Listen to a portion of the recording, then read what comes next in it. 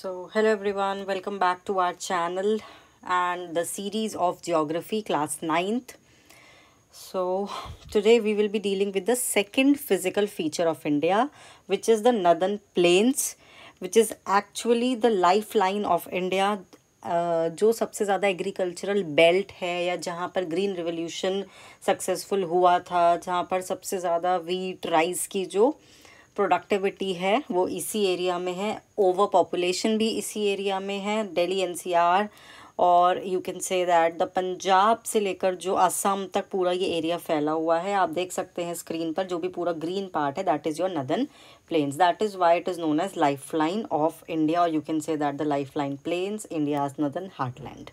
सो basically northern plains बने कैसे हो, है ना, उसके लिए हम उसकी जर्नी को देखेंगे। हिमालयन रिवर्स जब बहुत ही तेज़ गशी, एकदम बहुत ही तेज़ फोर्स से वो बहकर आ रही थी, ठीक है, तो वर्टिकल हाइट स्लोप से जब वो बहकर आ रही थी, फाइनली वो अपने साथ रॉक को काट कर, बड़े बड़े चट्टान को काट कर बड़े बड़े चट्टान कैरी करके लाती हैं, फिर इस तरीके से कुछ प्लेन्स में वो उतरने लगती हैं। ठीक है, अभी जो आपने नज़ारे देखे वो थे हिमालयन रिवर्स के हिमालय पर जब वो स्लोप और ग्रेडियंट यानी कि हाइट से उतरती हैं, स्लोप से उतरती हैं, और जब वो प्लेन्स में आती हैं तो हमारे प्लेन्स कुछ इस तरीके से दिखते हैं, जो कि ये अभी प्योरली प्लेन्स नहीं है। This is the Bhabar belt, इसको हम पढ़ेंगे डिटेल में। ठीक है, तो सबसे पहले तो ये समझो कि ये बने कैसे हैं। तो हमने पढ़ा था कि इंडियन प्लेट जब मूव कर रही थी, यूरेशियन प्लेट से टकरा रही थी, which is again still it is doing that. ठीक है, एंड माइनर प्लेट जो आपकी बर्मा प्लेट है उससे भी ये अभी कोइंसाइड कर रही है कॉन्टिन्यूसली। तो जो जियोसिंक्लाइन मतलब सेडिमेंट्स, जो मतलब हिमालय से जब टक्कर हुई तो जो भी सेडिमेंट्स थे वो उस कर्व लाइन पर, जो हॉलो गैप था वहाँ पर over the time fill up हो गए। उन्हीं सेडिमेंट्स से मिलकर वो हमारी रिवर बनी है। ठीक है, ये वाला जो पूरा एरिया आपको दिख रहा है ये कुछ नहीं है बल्कि यही है हमारा नदर्न प्लेन्स का पार्ट, राइट। सो अब था क्या नदर्न प्लेन्स, तो basically it is formed by the interplay of 3 Himalayan reverse. 3 river system इसमें वर्क करते हैं, Indus, Ganges and Brahmaputra river system. अब जब हम रिवर सिस्टम की बात करते हैं, ठीक है, ये हमारे दोनों, इसका मतलब ये नहीं है कि केवल ये ही रिवर सिस्टम है, बल्कि रिवर सिस्टम से यहाँ पर हमारा मतलब है कि इनकी सारी ट्रिब्यूटरीज, जो भी सहायक नदियाँ हैं ना, वो भी यहाँ पर मिलकर काम करती हैं। फॉर एग्जांपल जो आपको दिख रहा होगा ये गंगेज है। ठीक है, गंगा में अकेली गंगा नहीं है, हमें दिख रहा है कि गोमती नदी भी मिल रही है, घाघर भी मिल रही है। सो ठीक है, so it is like that कि ये जो पूरा रिवर सिस्टम वर्क कर रहा है, जब भी हम रिवर सिस्टम वर्ड यूज़ करेंगे तो इसका मतलब है कि जितनी भी हमारी ट्रिब्यूटरीज भी हैं साथ में वो सब मिलकर काम कर रही हैं, कोसी, तीस्ता। ठीक है, तो ये है। अब हम बात करेंगे इसके एरिया की, वजह 7 लाख स्क्वायर किलोमीटर, और अगर हम इसके विड्थ की बात करें तो 2400 किलोमीटर है ये, मतलब लेंथ की, ये इतने एरिया में फैला हुआ है। लेकिन विड्थ की अगर हम बात करें तो ये सब जगह अलग है, कहीं पे 320 किलोमीटर, कहीं पे 240 किलोमीटर। भाई जहाँ पर उसको ज़्यादा स्ट्रेच मिलेगा वहाँ वो वाइड रहेगा, ठीक है, और जहाँ उसको स्ट्रेच नहीं मिलेगा वहाँ वो नॉर्मल रहेगा। ठीक है, I hope it is clear. So हुआ क्या, अब देखो नदर्न प्लेन्स 3 पार्ट में डिवाइडेड है majorly, Punjab plains, Ganga plains and Brahmaputra plains. लेकिन कुछ लोग बोलते हैं राजस्थान प्लेन्स भी हैं, उसको भी हम पढ़ेंगे। अभी हम केवल मेजरली एनसीईआरटी के अकॉर्डिंग अगर हम देखें तो 3 डिवीजन रहेंगे, Punjab plains, Ganga plains and Brahmaputra plains. ठीक है, अब पंजाब प्लेन ये आप पूरा देख सकते हो। पंजाब प्लेन मोस्टली जो रहेगा ना वो पाकिस्तान वाले पार्ट में रहेगा। वो किसके लिए वो किस रिवर की वजह से बना है, वो इंडस रिवर सिस्टम से बना है। कि जब इंडस रिवर थी और इंडस रिवर के साथ साथ उसकी और भी 4 ट्रिब्यूटरीज, ICJ, इसको आप याद रखिए, it is like that, ICJ। ठीक है, RCB या फिर RBS, sorry not RCB, it is like RBS। ठीक है क्या, इंडस, चेनाब, झेलम, ये 3 नदियाँ तो पाकिस्तान को ड्रेन करती हैं। इंडस वाटर ट्रीटी है इंडिया और पाकिस्तान के बीच में, which is one of the most successful water treaty ever between any 2 Nations. एक बायलैटरल ट्रीटी है जिसके according 80% of the Indus water is shared by India and Pakistan. India is the upper riparian state, तो India अपने neighbour country Pakistan के साथ share करता है, right. तो ये जो इनका मोस्ट ICJ जो रिवर्स हैं, यानी कि इंडस, चेनाब एंड झेलम, इनका मोस्टली पार्ट पाकिस्तान को ड्रेन करता है। And RBS, royal bank of Scotland, ऐसे आप याद रख सकते हैं।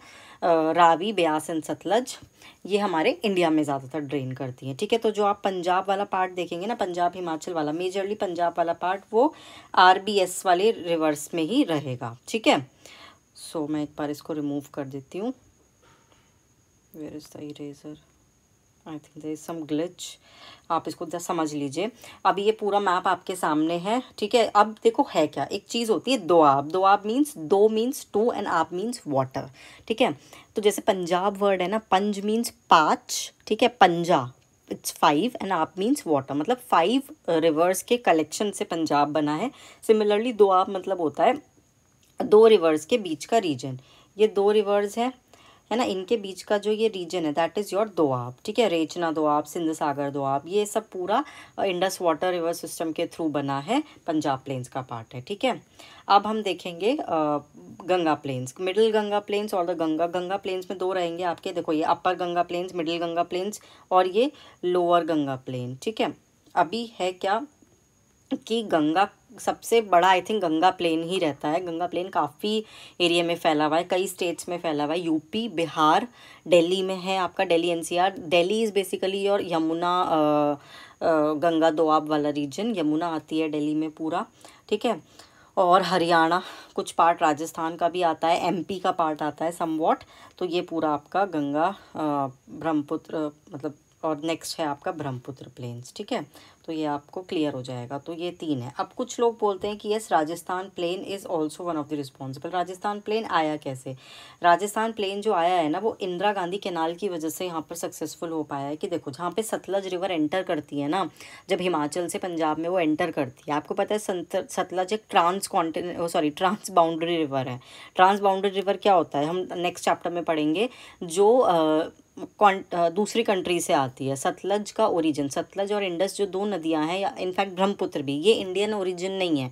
These are not the Himalayan river, these are the trans Himalayan rivers, जो हिमालय के परे आती हैं, हिमालय को पार करके आती हैं। ठीक है, इनका तीनों का ही तिब्बत में ओरिजिन है। किस किस का? Sutlej, Indus and Brahmaputra. ठीक है, तब ये इंडिया में एंटर करती हैं। तो सतलज हिमाचल प्रदेश शिपकीला पास से एंटर करती है, फिर वो हिमाचल से पंजाब में जब आती है तो वहीं पर ही आसपास मतलब इधर आपका जब हरियाणा में एक हरीके कैनाल, हरीके बैराज करके है, वहाँ से इंदिरा गांधी कैनाल निकाली गई है सतलज में से ही। ठीक है, उसके थ्रू राजस्थान में इरिगेशन पॉसिबल हो पाया, अच्छे से फर्टिलिटी आ पाई है लैंड की। That is why Rajasthan plains. ठीक है, ध्यान रखिएगा। अब बेसिकली ये जो प्लेन्स हैं ये 4 पार्ट में डिवाइड है। अगर हम जियोग्राफिकली देखें, मतलब अगर हम रिलीफ के बेसिस पर देखें, देखो हिमालयन आपको पता है बहुत ही रग्ड टेरेन था, हमने पता है। लेकिन जब हम प्लेन्स की बात करते हैं तो वो प्लेन का मतलब ये नहीं कि सिंपली मैदान है। जहाँ पर मैं रहती हूँ, आई लिव इन यूपी, ठीक है, दिल्ली एनसीआर में मैं रहती हूँ। सो बेसिकली उस रीजन में बिल्कुल फ्लैट लैंड है, लेकिन not all the northern plain parts are the flat land, there are some divisions. वो कैसे हैं हम अभी बहुत अच्छे से पढ़ेंगे, प्लीज़ ध्यान दीजिएगा। लेकिन इसका निमोनिक आपके लिए यहाँ पर लिख दिया है, कैसे आपको याद रखना है। भाभी तेरा भांजा किधर है? ठीक है, मुझे ये निमोनिक्स है, मैंने जब तैयारी स्टार्ट करी थी तब याद हुए थे, अब तक तो मैं भूली नहीं हूँ। आई होप आपके भी काम आए। ठीक है, अब देखो ये बेसिकली रिवर को आप देखो, ये रिवर जब बहकर आ रही है तो आपको बड़ी बड़ी चट्टानें दिख रही हैं। ये जो बड़ी चट्टान है, इतनी ही बड़ी बड़ी चट्टान वो अपने साथ कैरी करके लाती है। ठीक है, इसी तरीके से नदियाँ अपने साथ कैरी करके लाती हैं। तो अब होता क्या है, जब रिवर बहकर आ रही है हिमालय से, जब गंगा नदी हिमालय से बहकर आ रही है, तो वो सबसे पहले देखो, थोड़ा दिमाग लगाइए कि एक ये वाला साइज़ है, एक ये वाला साइज़ है और एक ये वाला साइज़ है। कौन जल्दी थकेगा? ये थकेगा, ये थकेगा या ये थकेगा? अगर मैं बात करूँ ए बी सी में, तो ऑब्वियसली ए जल्दी थकेगा अगर हम लोगों की बात करें, है ना। तो मतलब या फिर ये कह लो कि कौन जल्दी रुक जाएगा, किसकी स्पीड जल्दी कम होगी, इसकी स्पीड जल्दी कम होगी, तो यानी कि ये पहले ही डिपॉजिट हो जाएगा। फिर ये वाला जो पार्टिकल है कुछ और थोड़ा दूर जाके डिपॉजिट होगा, ये वाला पार्टिकल बिल्कुल और ज़्यादा दूर डिपॉजिट होगा। ठीक है, तो अब है क्या कि जब बड़े बड़े जो पेबल्स होते हैं, जो बहुत बड़े बड़े होते हैं पेबल्स, वो तो पहले ही आकर डिपॉजिट हो जाते हैं, ठीक है। उसी को हम बोलते हैं भाबर बेल्ट। अगर मैं आपको ये दिखाऊं, ये है भाबर बेल्ट। जब रिवर अपने साथ आई, हिमालयंस आए, हिमालयन मतलब अभी तक क्या था, स्लोप था, अभी तक क्या था, स्लोप था, ठीक है। अब जब वो स्लोप से मतलब थोड़ा फ्लैट लैंड की तरफ आई है, तो वो अपने साथ कैरी करेगी रिवर्स को, ठीक है। तो जब हमारे जो चट्टान होती हैं वो जल्दी कलेक्ट हो जाएंगी, जिस जगह पे वो कलेक्ट होंगी। अब इस वजह से होगा क्या कि वाटर डिसअपियर हो जाएगा, है ना। वाटर जो है वो छिप जाएगा, किस में, इन रिवर्स में। देखो आप यहाँ पर, आपको ना पानी ढंग से दिखेगा नहीं, क्लियरली विजिबल नहीं होगा, क्योंकि वो चट्टानों में क्या है, वो छिप गया है, ठीक है। तो ये है पूरी आपकी भाबर बेल्ट। क्या है ये आपकी, this is your Bhabar belt, right. तो ये पहला बेल्ट है। अब उसके बाद जब चट्टानें बड़ी जितनी थी वो डिपॉजिट हो गई। भाबर बेल्ट कितना एरिया है, ये बेसिकली 8 to 16 किलोमीटर का एक बहुत ही नैरो सा बेल्ट है। ये जस्ट शिवालिक के पैरेलल रहता है। जब हमने आपको हिमालयास पढ़ाए थे, हमने आपको पढ़ाया था कि जब कभी आप मसूरी से देहरादून की तरफ आते हैं और देहरादून से सहारनपुर या फिर यूपी के एरिया में आते हैं, तो आपको ऐसे ही बड़े बड़े चट्टानों वाले एरिया दिखते हैं और वहाँ पर बिल्कुल सूखा रहता है। कभी आप ट्रैवल करेंगे, आप नोटिस कीजिएगा कि दिल्ली की तरफ जब आप आएंगे ना, तो सहारनपुर या इस तरह की चीज़ें जगह पड़ती हैं, ठीक है। तो वो वाला एरिया ऐसा रहता है कि पहाड़ बहुत छोटे हो जाते हैं देहरादून से उतरते वक्त, क्योंकि वो शिवालिक से उनकी हाइट कम हो जाती है। लेकिन वो पूरा सूखा रहता है, यहाँ पे आपको रिवर वाटर नहीं दिखता। क्यों? क्योंकि रिवर जो है वो डिसअपियर हो गई। क्यों डिसअपियर हो गई? क्योंकि चट्टान इतनी बड़ी है, रिवर उनके नीचे छिप गई, ठीक है। फिर जब उससे और फाइन पार्टिकल्स होंगे, अब जाकर वो दिखेंगे, तो फिर फाइनली अब आएगा आपका रिवर का री इमर्ज। अब आपकी जो स्ट्रीम है वो री इमर्ज हो जाएगी। तराई वर्ड क्या होता है? तराई मीन्स मॉइस्चर और द तरावट, ठीक है। तो ये होता है आपका तराई बेल्ट। देखो अब आपको यहाँ पर रिवर नज़र आ रही है, इसको ध्यान से देखो, आपको रिवर बहती हुई नज़र आ रही है ना। और ये बिल्कुल मार्शी एरियाज होते हैं, मतलब थोड़े दलदलीय क्षेत्र, क्योंकि मिट्टी भी है यहाँ पर, पानी भी है ना। थोड़ी थोड़ी आपको वेजिटेशन भी मिलेगी। वेजिटेशन थोड़ी नहीं, बल्कि यहाँ पर आपको लश ग्रीन वेजिटेशन मिलती है। यही है वो तराई बेल्ट जो आपको यूपी, बिहार और नेपाल के बिल्कुल बॉर्डर पर दिखती है। आपने दुधवा नेशनल पार्क का नाम सुना है कभी? दुधवा नेशनल पार्क इसी जगह पर लोकेटेड है। ऐसे ही वो वाल्मीकि नेशनल पार्क है एक बिहार में, ठीक है। तो यहाँ पर स्ट्रीम्स कैसी होती हैं, वो रीअपियर हो जाएंगी, मतलब पानी दोबारा से वापस आ जाएगा। थिक फॉरेस्ट और सबसे ज़्यादा वाइल्ड लाइफ आपको यहाँ पर देखने को मिलेगी, ठीक है। फिर हम इसके जैसे नीचे आएंगे, अब हमें मिलेंगे बिल्कुल फ्लैट लैंड, जो एक्चुअल में प्लेन्स कहलाते हैं। ये हैं आपके फ्लड प्लेन्स, भांगर एंड खादर। भांजा किधर है? ये दो पार्ट्स में डिवाइड है। भांगर का मतलब क्या होता है? भांगर मीन्स ओल्ड एल्यूवियम। अगर आप इस पिक्चर में इसको क्लियरली देखें तो भांगर देखो दूर है, रिवर से थोड़ा दूर है, ठीक है। भांगर रिवर से थोड़ा दूर है, ठीक है। एक मिनट, ये वाला पार्ट देखिए, ये भांगर है, ठीक है। बेसिकली जो ग्रीन वाला पार्ट आपको दिख रहा है, दिस इज़ योर भांगर, है ना। अगर मैं आपको इसमें दिखाऊं तो ये क्या था, जैसे रिवर आई, ये जब रिवर थी, अब ये आई, अब रिवर को ना मतलब फैलाव मिलेगा। देखो जब रिवर ऐसे बहती है तो उसके पास ना विड्थ नहीं होती, उसके पास हाइट होती है। अब जब रिवर प्लेन्स में आती है तो उसको फैलाव मिलता है। ये पूरा एरिया रिवर का है, अब वो फैलेगी चारों तरफ। जब वो फैलेगी, उसके रिवर वाटर की स्पीड बहुत कम होगी, उसकी स्पीड कम होगी लेकिन उसकी विड्थ बढ़ेगी, पानी बहेगा। तो अब होगा क्या, वो जितनी तरफ फैलेगी उस तरफ फ्लड क्रिएट करेगी, ठीक है।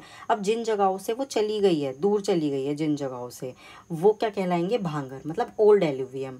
जैसे कि ये वाले हैं, ये वो मैदान है जहाँ पर कभी नदी आई होगी, वो अब इसको फर्टाइल करके चली गई। अब लेकिन जहाँ वो बिल्कुल बह रही है ना, जहाँ वो बिल्कुल जा रही है, देखो जैसे ये वाली जगह है, ये पानी, ये एक्चुअल में फ्लड प्लेन्स हैं, जिसको हम सुनते हैं कि बाढ़ आ गई, बाढ़ आ गई, बाढ़ आ गई, ठीक है ना। जो बिल्कुल नदी के आसपास वाली जो होती हैं, वो अपने साथ बिल्कुल नई मिट्टी लेकर आती है, बिल्कुल फ्रेश और न्यू एल्यूवियम लेकर आती है।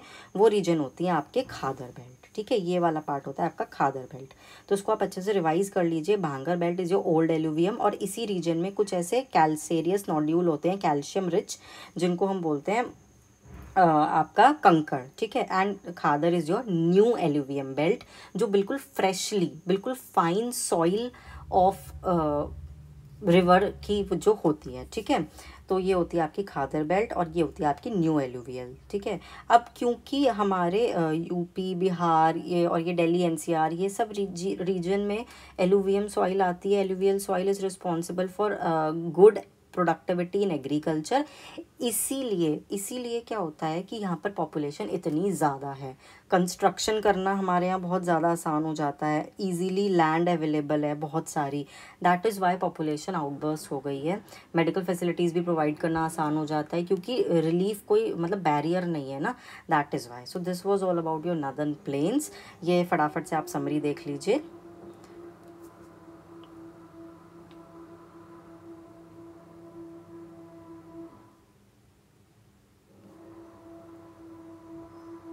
I hope you have liked it, understood it. So this was all about your northern plains. Thank you so much.